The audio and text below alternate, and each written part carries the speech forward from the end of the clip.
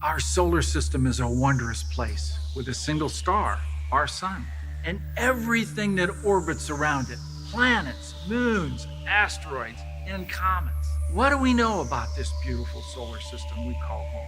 It's part of an even larger cosmos with billions of other solar systems. Hi, I'm Jim Green, Director of Planetary Science at NASA, and this is Gravity Assist. I'm with Faith Vilas of the National Science Foundation, and we're here to talk about everything Mercury. Faith has been one of the original Mercury researchers well before the famous Messenger mission. So Faith, how did that happen? How did you get involved in Mercury research? Well, I was an undergraduate and I was working with a professor over at MIT, and I wanted to do some independent study as an undergraduate student. And he suggested I take a look at Mercury. And Mercury is not an easy object to observe from the Earth, either from the surface of the Earth or even from something like the Hubble, because it only goes at most 28 degrees away from the sun.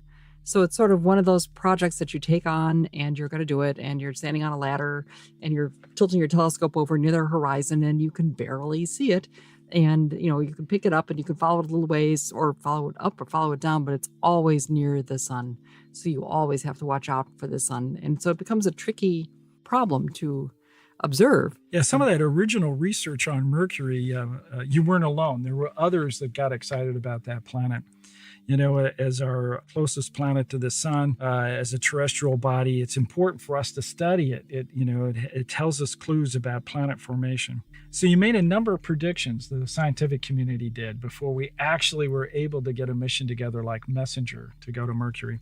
What were some of those things that proved to be correct? The prediction that I made that proved to be correct, which I'm grateful for, was that there was no iron oxides. There was no oxidized iron in the surface material of Mercury.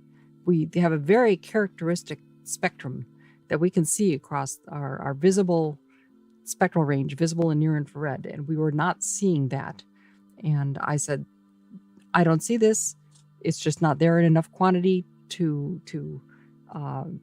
say that we have something on the surface of Mercury.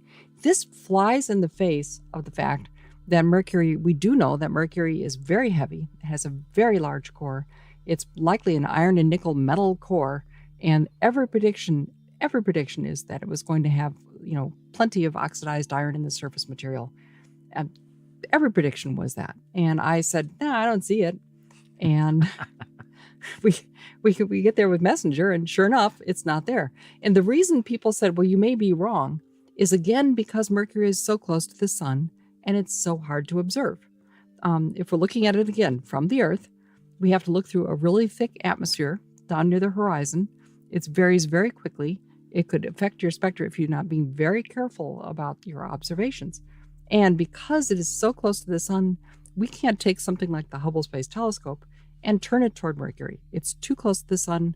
If the Hubble passed the sun and it got fried, that would be the end of not only Mercury's research, probably my career. Yeah, in all of astronomy. I mean, yeah, no Hubble's kidding. been so successful. It's been hugely successful, but it can't observe something that close to the sun. So it needed Messenger to be able to solve that. But that was certainly my prediction. The atmosphere, we were pretty sure, once we started to discover the atmospheres, we were pretty sure of its content. Well, was there any indication that there could have been ice on Mercury from ground-based telescope? Yes, there were, of course. And that came from ground-based observations with the radar at Arecibo in Puerto Rico. And the observations were made, of course, near the poles of Mercury. And the first indication was, this looks kind of like it's very different. And maybe it's a signature that we would expect to see maybe from water or water ice. And why would this be there? And then they continued the observations. They were able to, with improvements in the radar, they were able to narrow them down to specific areas on the poles, the North Pole and the South Pole. With the images we got from Mariner 10, they were able to correlate, show that some of these signals matched where the craters were. And so we were thinking, okay, what's going on here is that we have craters in the poles that are in the shadows because of the poles. The craters themselves are in the poles, near the poles in shadow, because Mercury doesn't tilt very much on its axis. It's pretty much upright. So the sun never reaches them. And since the sun never reaches those locations, they can keep water there, ice is there as long as they want to keep water and ice forever. there. And so the question became, where did it come from? And it largely looked like it came from sources outside of Mercury, like because Mercury is so close to the sun, everything is going to be focused into crashing into it. And comets with water ice and comets came in and impacted it and trapped a whole bunch of the water ice at the poles. Yeah, as we've learned from messenger data, they did an outstanding job looking at the southern hemisphere. Yes. And mapping their craters and into the permanently shadowed regions and matching some of their other observations, which also indicated water. But they weren't able to really see the northern hemisphere. Right. But with the radar, we did. Mm-hmm. And so then that means, of course, by analogy, that the same thing is going on same both thing's sides. going on both poles. Yeah, really exciting. And with some very, I think, creative ways of observing the southern hemisphere, we were able to look at the structure inside the craters that are not lit. From other things that had come out of them, we could see and delineate the structure from the Mariner 10 observations. It was truly a good piece of work. Did we have some predictions that Messenger showed didn't pan out? Did we have some predictions? Well, of course, things that were predicted, of course, included the iron on the surface that we did not see. Things that were not predicted were a lot of the other materials that we did see, both through the ground-based observations but mostly through experiments we had on board Messenger that could look at the elemental compositions, not so much the spectral compositions, because the spectra were pretty bland, just as I predicted many years before, for the surface material, except in a couple of places where we had some really unusual features and bright features with sulfur that we assume were sulfur, features that we have not yet fully explained. But one of the things that was in question, I don't know that it was not predicted, but it was in question when we went to Mercury, was the question of whether there was volcanism. Did we have volcano activity type of thing on Mercury? And we sure did. The whole thing has got flowing volcanoes at different times. Huge basins, like huge basins. Huge basins. Material that's filled into the craters. Yeah, we didn't have the really super high volcanic, mountains like you get on Mars and we have on the Earth, but there's obviously a lot of volcanic activity on Mercury. Mercury was not a dead, cold planet. Mercury was a very active planet at some point. Well, this, of course, led everyone to think that at least some of the iron oxide would be coming up from below. From below. And for whatever reason, we have not yet seen that. We do not see that. And, we don't see any flows of our major activity on Mercury at this point. But it certainly didn't occur in the past, or if it has occurred, it's been stripped away somehow or another in Mercury's past. Mariner 10 had shown that it had a magnetic field and that it had a magnetosphere as a result, of course, too, and it's close to the sun. But it did have a magnetic field, and it looked as if, for all that Mariner 10 could tell, that the magnetic field did change a little bit. From Messenger, we learned that not only does it change, but it's offset. It's not centered. The magnetic field that we have on the Earth is centered around our equator, sort of. And it's not absolute, but it's kind of centered at the equator. Tilted a little bit, but through the center. Right. Not on Mercury. Mercury's magnetic field is centered in the northern hemisphere. And that means that various levels of the surface of Mercury probably have some different levels of protection from the magnetic field. We have protection. We are all protected on the Earth because of the magnetic field at some level. And Mercury has this varying magnetic field that's offset from the center and is obviously there, but it's not clear why it's even located in that particular location. Yeah. What I'd say about Mercury is that everybody thought this was going to be a bland and boring little planet that didn't have anything much going on. And instead, as some of us predicted, myself included, every solar system object is different from everything else. It's not the same. I mean, Mercury is always drawn, people thought, it's going to look like the moon. No, it's actually significantly different than the moon, and they aren't absolutely the same. And one of the things that I have been fortunate in my life to have experienced is the first really, really good look at almost every planet in our solar system. I guess every planet now. Every planet. And every planet. And every planet, the comets, a lot of the asteroids, they're all vastly different. They're all much more energetic and have much more of an interesting history than we ever imagined. And so to predict that something is going to be, oh, it's going to be this way because it looks kind of this way, what we already know about it, is wrong, because it's always different. It's always different, and it's always new. And I've been fortunate to live through seeing the first really good look at these planets, and I predict that there's so much more we can still learn from them. This is the field of comparative planetology. Right. And we are always comfortable about making predictions that can be seen from one body and extrapolating it to another. And when we find that that's not true, that uncovers the new physics. That should give us a reason to have to go to these objects, because we're learning new things.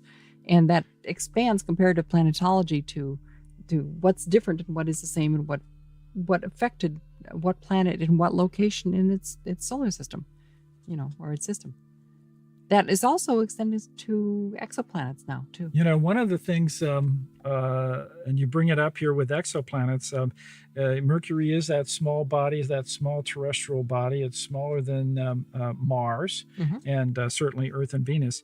One would expect, although we can't see any or many of those in exoplanets, that's probably one of the more populous planets. What we see that's really interesting with the exoplanets and just fascinates me is the number of exoplanets that are closer to their host stars, their star, in their planetary systems, that are closer in distance to their host star than Mercury is to our sun. And we still, I believe, think that Mercury did not form in its current location and was moved in toward the sun. So here we have this lack of these things, where we see these like big planets, Jupiter-sized planets, bigger than Jupiter, hot, very hot planets orbiting super quickly around their suns or their stars. Why are we seeing this? And does this also play back into the huge amount of diversity that we see in planetary systems, not only in our own solar system, but in other planetary systems? We're learning so much about that now. It's so different and it's so amazing. And we're learning that planets are the norm and not the exception to the rule for stars. This may sound crazy, but ever since I had learned that Mercury's core is so large, comparable perhaps to the size of our own, and the planet is very dense, it's almost like perhaps that was a core of a larger planet. Yeah. And that has been a thought that's been around for a long time. It's certainly a good, viable thought. It looks like it could have been a core from a larger planet, that what we see in the way of the crust, quote unquote, around Mercury now actually is just the layer that was above the core when it, for some reason, was stripped away of the rest of its planetary surface. That might have happened in the very, very early solar system, when we had this what we expect now is a huge, violent migration of objects throughout the solar system. Things didn't just happily form in one place. They formed in other places, and then the sun and Jupiter and Saturn got busy and kicked everything, because they're so massive, kicked everything around in the solar system. And then, planets will hit other planets, things will fragment, asteroids will hit things, and Mercury may well have hit another planet formed elsewhere in the solar system, been hit and kicked. This core might have been kicked into its current location. That has been a thought about Mercury for a long, long time. I don't think we fully have the answer to that one yet. Yeah, no, I can't wait for the answer to that one. The concept that the impacts and planet migrations going on has really led us to think about our small bodies, and to really get an inventory of them, really understand them, their distribution. And one set of small bodies called Vulcans we're quite interested in finding. And what do we know currently about the Vulcans? That we haven't found any yet. We have not found so what any are Vulcans. they? Vulcans are asteroids that are postulated or proposed to be around Mercury, between Mercury and the sun. And so far we've looked from all sorts of different and creative methods of finding these objects, and we have not found them. Not with MESSENGER, not with ground-based work, not with space-based work. But that's what the Vulcans are. And we've seen plenty of objects sort of between Venus and the Earth, and Venus and Mars, and then, of course, the very heavy concentration of asteroids between Mars and Jupiter. But our near Earth objects or are located sort of from the Venusian orbit outward, and then of course the ones that are potentially hazardous to the Earth are located in locations where they pass close enough to the Earth to be a potential danger. But we do not see anything really between Mercury and the Sun. So We've some seen sort of comets come through and crash into the Sun, but Oh, we yeah. have all the time. all the time. Yeah. But we haven't seen any asteroids in that area, which they'd be hot little. Yeah, they'd be Dense bright. They'd be rocks, bright in right. the infrared. They better Yeah. be, right? They better be right.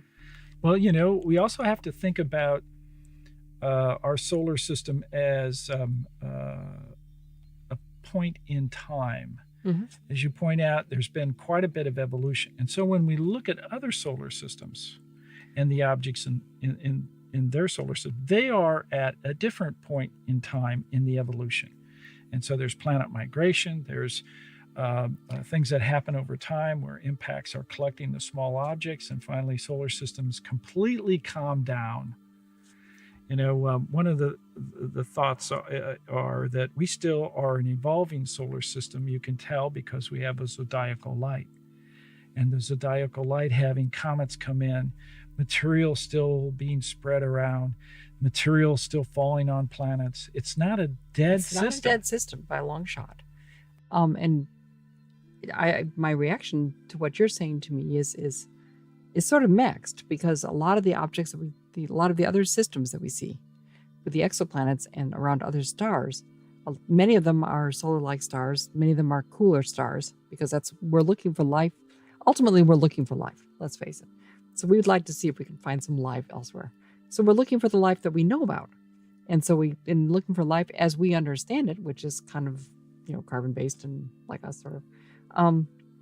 We look for the types of objects that are like that. And our spacecraft data that have looked at these, like Kepler, looked at a group of solar-like stars. Our ground-based observations look at solar-like stars and the cooler stars, and sometimes I'm sure the hotter ones as well. But we probably don't see them way back in their formation unless they're just young stars. And we do have a variety of things that we see. We see disks of dust across around other stars, which is what we expected to see and what we think our solar system started out like. But now we're beginning to see some disks where we have gaps in these disks where planets have formed. The stuff is glommed together enough to form a planet or an object. Yeah, the beginning of formation. Yeah. And there's some absolutely stunning observations now being made that show, the dust around the other stars, but clearing areas where smaller planets are beginning to form. So what's going on with that? I mean, it's truly amazing what we're seeing. We're seeing all sorts of variations and different types of planets. We're seeing planets at different moments of formation. Things I never thought I would see in my lifetime. Yeah, I know. It's really exciting. To me, it's like this huge puzzle for which there's a new piece that comes out. We have to figure out where to put it. There's so much. Every day there's so much. And it's not more. just flat. It's three-dimensional because it's different in time. Yeah, it's different in time. And the further away we are able to look, the further away in time we're going to be looking, which to me is also absolutely fascinating. So we need to push this on further in my book. Well, that field will indeed evolve rapidly. It will. And the importance of studying our solar system, indeed, is all about getting the knowledge we have about our own planets, in addition to comparing those with the exoplanets. Absolutely. And learning from that. And my field, which started out so many years ago with just looking at Mercury as a point source in the sky, in the middle of the night standing on the edge of the ladder, is now turned into more geology, because we are able to look at so much of that surface. And so there's so much more geology and geological interpretations of things, where the planetary astronomy side of things now is shifting as much toward the farther reaches of our solar system, for sure, because technology has finally caught up with what our solar system is like, and we understand that it goes on beyond Pluto's orbit, and we have a huge amount of objects out there which we weren't able to see before. And the technology is now allowing us to look at these disks where planets are forming around other stars as we see it. We're just doing amazing things. I'm Jim Green. I'm here with Faith Vilas, and we're talking about Mercury and its implications, not only in our solar system, but with exoplanets. You've led an exciting scientific life and you're still going strong, but what was really that gravity assist that got you interested in planetary science? When I was in the second grade, somebody gave me a copy of a book called The Golden Book of Astronomy. And I got this Golden Book of Astronomy. We had not even had, neither us nor the Russians had any astronauts in space. But I looked at this and I said, I want to work on this. I want to work on these planets. I want to work on these astronomical things. I want to work on these things, galaxies, and I wanted to be part of the space program. I wanted to be part of this. I wanted to be part of our exploration. I wanted to be part of humankind going into space and support it and look at these planets. And I used to, sort of fantasize about studying these planets and these galaxies and these stars and these astronauts and these, winged, rockets that were going to go up. And they hadn't gone up yet. And they finally did go up, of course. And that's really what got me started in this. And from that point on, mixed in with some other things that I chose to pursue periodically a little bit as I was growing up, I always came back to, I want to be an astronomer. I want to be an astronomer because I wanted to study these objects. And so when I got to high school and then got to college, that's what I did. My family was a little bit nonplussed initially, and then they sort of got on board. And I ended up with, I think sort of parents that said, yeah, that's fine. Go do it. Go do it. Go do it. They've been happy with that. But it was in the second grade. It was the Golden Book of Astronomy. Faith, I really enjoyed chatting with you about the science of Mercury. I really appreciate you coming and giving us your insight. Well, thank you very much. I very much enjoyed coming and talking with you all, too. Join us next time as we continue our virtual tour of the solar system. I'm Jim Green, and this is your Gravity Assist.